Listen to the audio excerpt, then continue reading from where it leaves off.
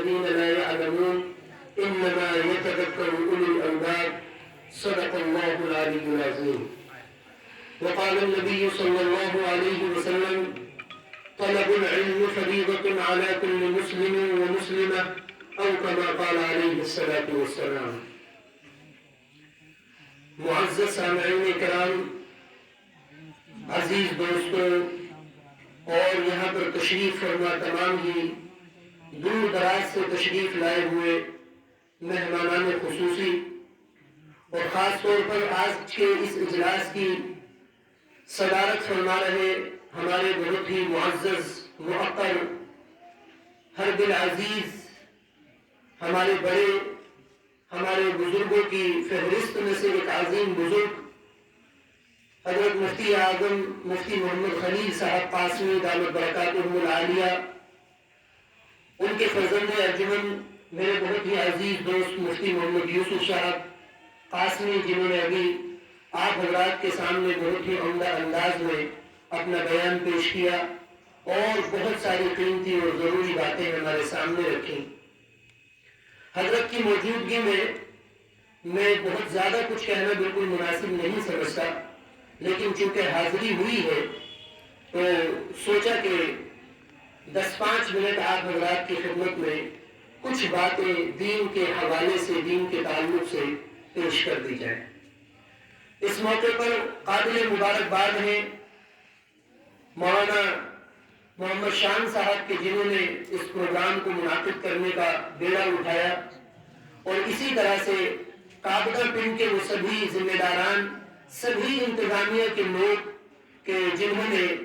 بڑی محنتوں اور کوششوں کے ساتھ آج کے اس پروگرام کو منعقد کرنے کے لیے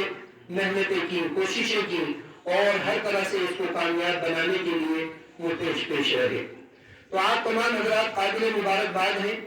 اور یہ ہم سب لوگوں کی جو حاضری ہے، جو یہاں پر جمع ہوئے ہیں ہم سب لوگ، وہ اس کی نسبت جو ہے، اس کا تعلق جو ہے بہت ہی عظیم ہے، کیونکہ یہ ایک مدرسے کا سنگ بنیاد ہے، ایک مدرسے کی شروعات ہونے جا رہی ہے۔ مدرسہ عمر فاروق، اس کو شروع کر رہے ہیں مولانا محمد شاہ نظر صاحب ندوی۔ تو آپ تمام حضرات اس مدرسے کا ہر طرح سے آنے والے وقت میں تعاون فرمائیں گے، اس کی مدد کریں گے، تو انشاءاللہ یہ ہمارے آنے والی جو نسلیں ہیں، ہمارے جو یہ بچے ہیں، یہ قرآن کریم کی تعلیم سے، اسی طرح سے دینی تعلیم سے، اور جو اسلام کی بنیادی باتیں ہیں، ان تمام چیزوں کو سیکھ کر کے اپنی زندگی میں داخل کرنے کی کوشش کریں گے۔ دیکھیے، جس طرح سے ہر انسان کا سلسلہ کسی نہ کسی خاندان سے جڑا ہوا ہے، آپ سے اگر پوچھا جائے کہ بھئی آپ کا سلسلہ نسب کیا ہے، تو آدمی بتاتا ہے کہ میرے والد کا نام یہ ہے، میرے دادا کا نام یہ ہے، میرے پردادا کا نام یہ ہے، اور میں اس خاندان سے تعلق رکھتا ہوں، اور ہماری گوت یہ ہے، ہماری برادری یہ ہے۔ تو جس طرح سے انسانوں میں ایک سلسلہ نسب ہوتا ہے، اسی طرح سے پوری دنیا کے اندر وجود میں آنے والا اگر کوئی بھی مدرسہ ہے، تو اس مدرسے کا سلسلہ نسب سیدھے جا کر کے جڑتا ہے نبی کریم صلی اللہ علیہ وسلم کے اس دنیا میں بنائے ہوئے سب سے پہلے مدرسے سے، جس کو ہم اور آپ صفہ کے نام سے جانتے ہیں۔ صفہ یہ عربی زبان کا ایک لفظ ہے، اردو میں اس کو چبوترا کہہ سکتے ہیں۔ نبی کریم صلی اللہ علیہ وسلم کو جب اللہ تعالیٰ نے نبوت سے سرفراز فرمایا اور آپ کو حکم دیا کہ یہ جو دین اور یہ جو مذہب ہم نے تم کو لے کر کے بھیجا ہے، اب اس مذہب کی علی اعلان لوگوں کے درمیان تبلیغ کرو، لوگوں کے پاس جا کر کے بتاؤ کہ میں اللہ کا آخری پیغمبر ہوں، اللہ کا آخری رسول ہوں، اب میرے بعد کوئی اور نبی اور کوئی اور پیغمبر آنے والا نہیں ہے۔ تو جب اللہ تعالیٰ نے نبی پاک علیہ السلام کو اس چیز کا حکم دیا اور آپ نے علی اعلان لوگوں کے درمیان تبلیغ شروع فرمائی، تو اب ضرورت اس بات کی پیش آئی کہ بھئی نبی پاک علیہ السلام جن چیزوں کو لے کر کے آئے ہیں، جو شریعت آپ کو دی گئی ہے،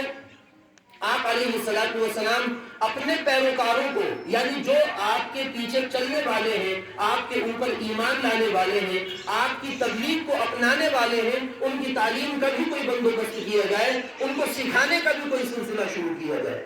بھئی حضرت جبرائیل آتے تھے، اللہ کا پیغام قرآن کریم نبی پاک علیہ السلام کو دے کر کے چلے جاتے تھے۔ اب آپ علیہ السلام فکر مند ہوتے تھے کہ یہ جو پیغام اللہ کی طرف سے وحی کی شکل میں آیا ہے یہ تمام لوگوں تک کیسے پہنچنے والا بنے؟